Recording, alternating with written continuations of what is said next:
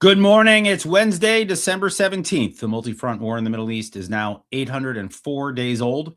I'm your host, Jonathan Schanzer. Welcome back yet again to the FDD Morning Brief.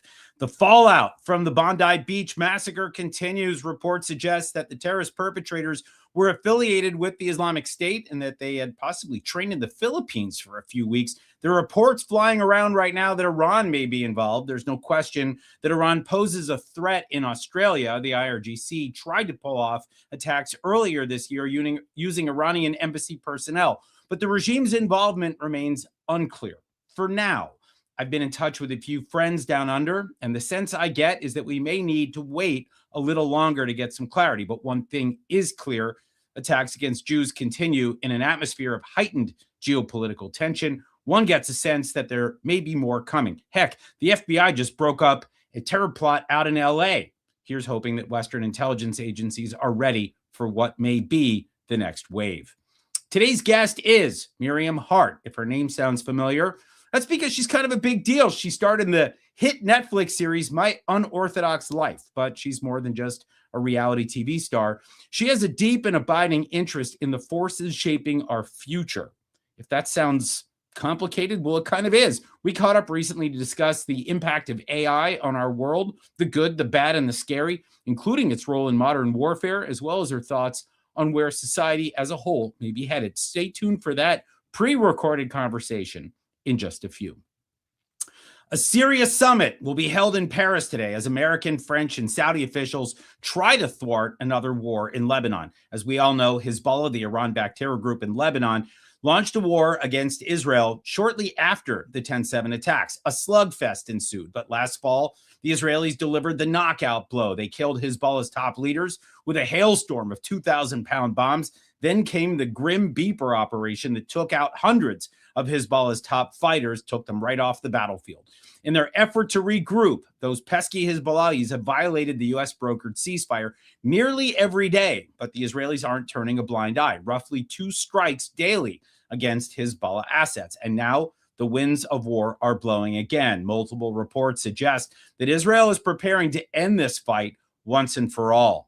If war returns, Hezbollah will likely deploy its long-range missiles. That, in turn, would elicit an even harsher response from the Israelis. In Beirut and across Lebanon's northern frontier, the damage could be devastating. This explains the urgency from France, the U.S., and Saudi. But summits aren't the answer. Iran is more than happy to fight Israel to the last Arab. The same can be said for Turkey. The region is still at war. If the goal is to keep Lebanon out of it, the Lebanese need to get off their keisters and take control of their country. There's a generational opportunity to restore stability and prosperity in that country. Can it happen? Sure. Will it happen? That's another question entirely. Now for your headlines. Headline 1, Qatar is once again pushing Washington to sell it F-35s. Doha just won't let this go. According to new reporting, the Qataris have reopened their bid to purchase America's coveted stealth fighter jets, a request that was properly rejected 5 years ago. This time, however, contracts are reportedly already being drafted, and talks between Qatari and U.S. officials are underway. Israel will not keep quiet about this one. U.S. policy requires Washington to preserve Israel's qualitative military edge, or QME, in the region. That means ensuring that Israel can defend itself against every foe or coalition of foes. Here's the part where I remind you that Israel is situated in a tough neighborhood. This ain't the Midwest, folks. It's the Mideast. Nobody in the region wants to see a more powerful Qatar.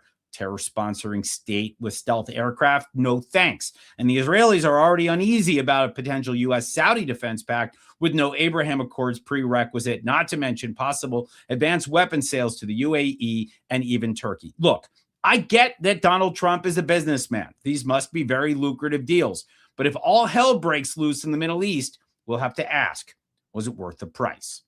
Headline 2, Israel facilitated the exit of more than 200 Palestinians from Gaza. On Monday, December 15th, Israel allowed over 200 Gazans with dual citizenship or valid visas to leave the Gaza Strip via Kerem Shalom Crossing and Jordan's Allenby Bridge. According to COGAT, The move followed requests from foreign governments and the United Nations. Israeli officials say there's no cap on departures as long as other countries are willing to take people in. Meanwhile, humanitarian aid continues to pour into Gaza. Inclement weather, however, caused some delays. And of course, Israel still got blamed for all of that because, Israel controls the weather with its space lasers or whatever. Anyway, here's my question. What countries are actually willing to help? We already saw what happened in South Africa, where Gazans were detained at the Johannesburg airport for 12 hours while authorities debated whether to let them in. And that's South Africa, Israel's loudest courtroom critic, ICJ and all that. So to all those countries condemning Israel for the suffering of Gazans, when given the chance, would you actually open your doors? Kind of an important question here. And headline 3, Hamas is abusing Gazans again. Shocker, I know. Israel's Channel 12 reported that after the IDF eliminated Hamas operatives en route to attack the Fatah-linked Al-Majida clan, that's the militia in Khan Yunis, Hamas retaliated not against Israel, but against the clan. According to an exiled Gaza journalist, Hamas has been torturing and abusing members of the clan. I'll spare you all the details, but trust me, they're horrific. A source inside Gaza told N12 that the torture facilities once housed displaced civilians, but after the latest ceasefire took effect, Hamas kicked them out so the terror group could torture Gazans instead. Meanwhile, reports are swirling that Hamas was hoarding baby formula to spark a food crisis, or in other words, a famine. I haven't seen the Israelis confirm this officially yet, but if true, this would be a truly sickening tactic in the ongoing war for public opinion.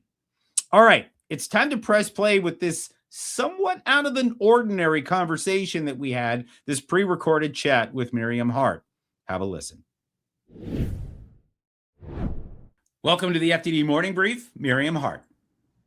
Great to be here. Thank you for having me, Jonathan. All right. Well, let's get to it. Let's start with this. You're kind of a reality TV star. Tell us about that experience. Yeah, My Unorthodox Life, 2 seasons on Netflix. I did it with my family. I grew up ultra-Orthodox religious, Jewish, and half of my family stayed, half of my family left.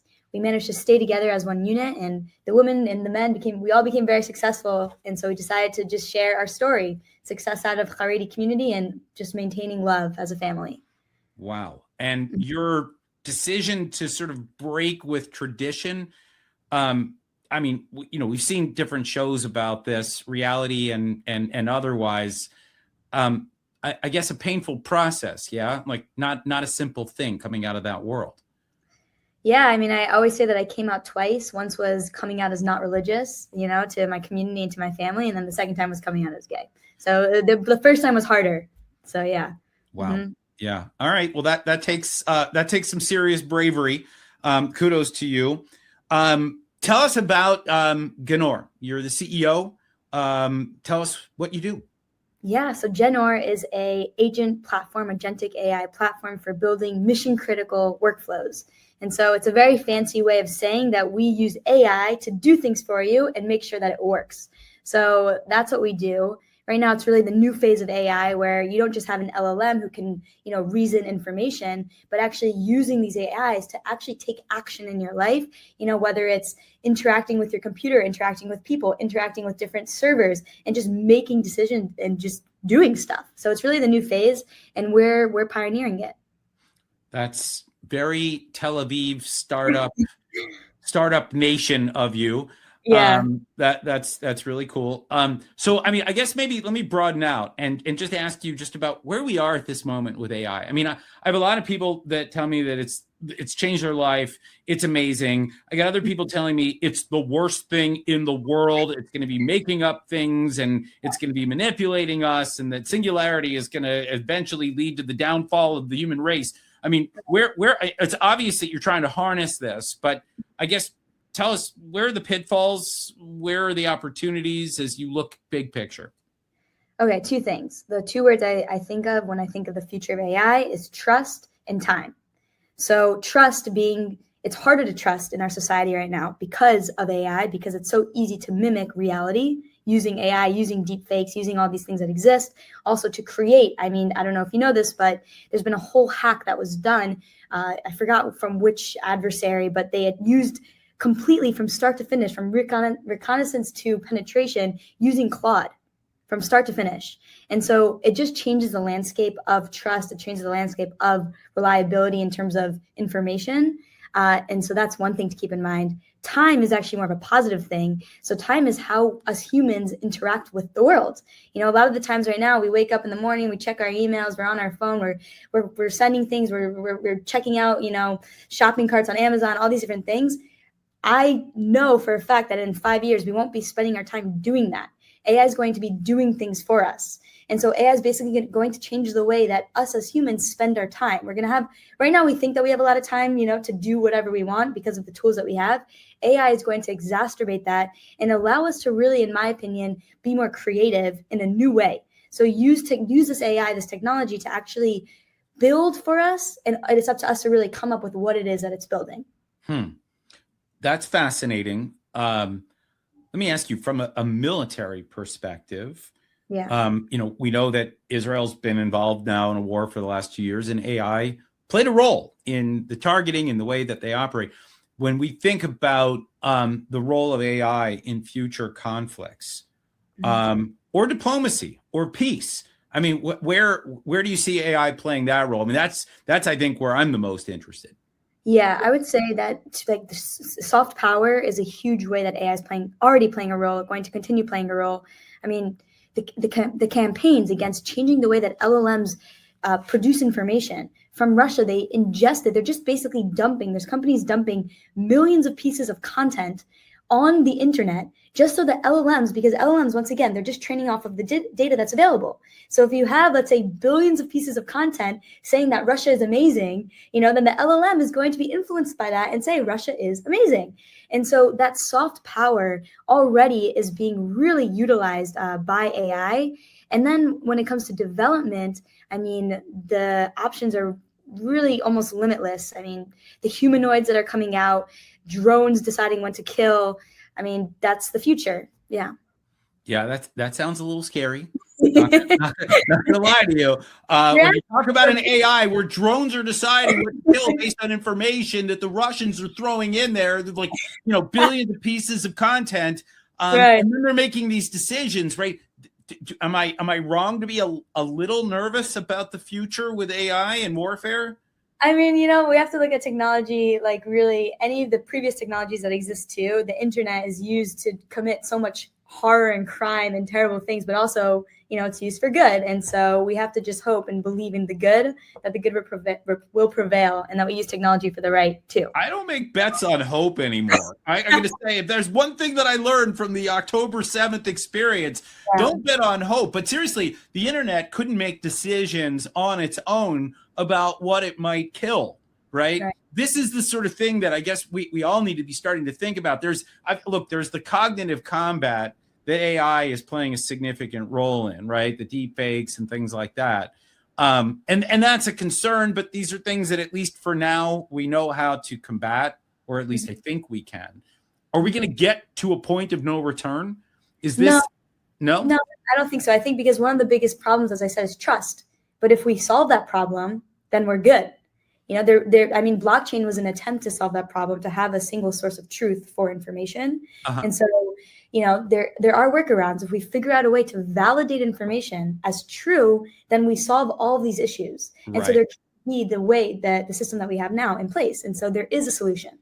But it's so interesting also. I mean, blockchain, right? This is a ledger that is supposed to just be unimpeachable, right? Not hackable. That allows us to see transactions and that they're like memorialized permanently. And yet people don't want to use it. It's not been completely popularized. So the sort of transparency of this technology, that's not what people are embracing. And that's it. I don't know if you have any insights into that, but it's sort of interesting how people are not fully embracing the transparent part of this, the trust part of it. Mm-hmm. Yeah, I think that it's really, they need to see the benefit, like we easily trust things or use things when there's a benefit. We hit the agree to terms and conditions all the time because we want to use the application. So in my opinion, I think that once they see a benefit for using blockchain, they would very happily agree with the way it's built, or what it's there at least. Yeah. Okay. I want to broaden things out. You've been sort of a social commentator of sorts. You've been kind of watching some trend lines. You have thoughts about kind of where Western society is heading on the whole, based on some of the thinking that you've been doing, the observations. So tell us a little bit about your philosophical observations of where we are as a society right now.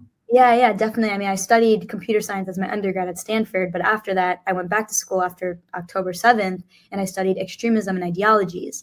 And the reason why I wanted to do that is because I wanted to understand what was happening to our society. Because to me, I saw it as basically being in the same world that I grew up in my Haredi community.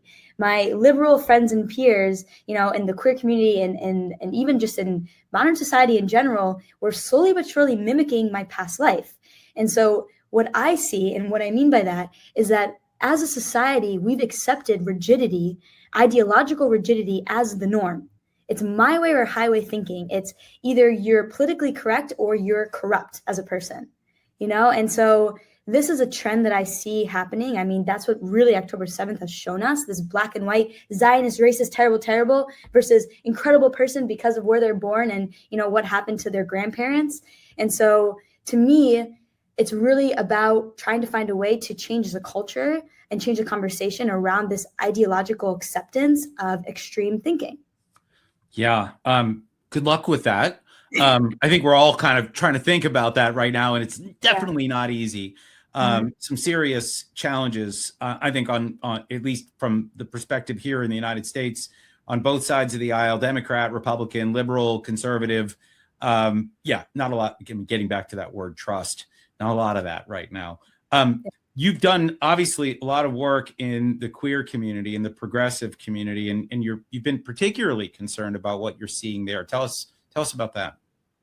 Yeah, I mean, once again, it's these really good values, these social justice values about inclusivity, equality, that have been turned to this rigid perspective that doesn't allow for debate. You know, it doesn't allow for outside ideas. And so even in my communities, you know, feminism communities, queer communities, I am no longer accepted into these spaces. You know, my friend in New York City, she told me, "Oh, Miriam, yeah, there's this lesbian party, but don't go because you're gonna have to like denounce your Judaism, basically."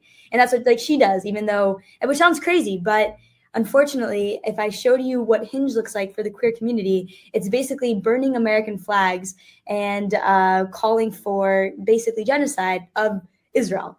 And so, yeah, I mean, it's really bad, and it's unfortunate because it's to me true brainwashing. That's the best way to put it. I think people have good intentions, but once again, because it's been so specific in terms of what it means to be a good person in these communities, it's forced a lot of queer people to adopt a very rigid mindset of morality, and anybody who sways out of this form of morality is just evil. And so it's pretty crazy what's happening. Yeah, and definitely makes you concerned about kind of where this is heading. We're talking about 10+% of the population that is under the sway of this ideology. That's certainly a challenge. Before I let you go, I know you're working on a book. Tell us about it. Yeah, so my book actually does try to solve these issues. So it's called Blinded by Belief, and it's about how ideas trap us and set us free. And in this book, I actually created a theory called cult trap theory.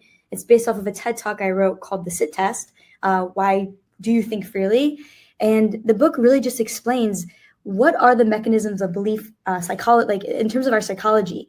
How do we buy into a belief, and how does it actually, when does it start to control us? And so in this book, I'm explaining the mechanisms of belief through research, the latest research today. There's some really incredible ideology research coming out right now, actually from an Israeli researcher that's in Cambridge. And I write about what this mechanism of belief is, drawing from my experiences and using the West as a case study to show that we are actually an ideological society. And the last part of the book is how do we break out of it? So it's really just to open people's minds and actually try to solve this cultural issue of extremism. All right. Some serious thinking outside the box. We like that here. Yeah. Want to thank you for all that you do, and thank you for joining us today on the FDD Morning Brief. Thank you, Jonathan. All right, here's what FDD has on tap for you today. My colleague Hussein Abdul Hussein has got a good piece in the English language Lebanese outlet, This is Beirut, urging Lebanon to seize this moment and choose a side in the region's power struggle, and not the wrong side. Beirut has a rare opportunity to act boldly by aligning with Israel, the West, and a stable future, yet Lebanon's leadership has so far lacked the moral courage to do so. I've seen some weak-kneed intellectuals on X claiming that right now is not the time for normalization because other powers like Iran or Turkey might destabilize Lebanon. What kind of camel fertilizer is that? Come on, people. Let's get cracking. Meanwhile, in the national interest, FDD's Ahmad Sharawi praises the Trump administration for its groundbreaking executive order calling for the designation of specific Muslim Brotherhood branches as terrorist organizations. Ahmad cautions, however, that this is only a first step. To truly blunt the Brotherhood's reach, the White House must also move against the financial and organizational networks masquerading as charities, NGOs, etc. That should be next if things go the way that they're supposed to. We're going to keep working on that here at FDD. Finally, writing in the Jerusalem Post, FDD's Seth Frantzman sounds the alarm in the wake of the Bondi Beach massacre and asks an urgent question. Is ISIS making a comeback? Attacks abroad, like the one in Australia, may be the group's way of advertising its global reach and encouraging copycat violence beyond its former strongholds. The war on terror ain't over, folks. Not by a long shot. All right. That's it for today's episode of the FDD Morning Brief. If you're looking for smart things to read, check out the expert analysis on our website, fdd.org. Catch our quick takes on X or watch the videos we post on Instagram and YouTube. And please don't forget that end of year donation. You have exactly 2 weeks to make that donation to FDD. So don't forget, please. And thank you. Tune in Friday for another riveting, fascinating, grab you by the lapels episode of your favorite morning show. Until then, I'm Jonathan Schanzer, signing off for FDD.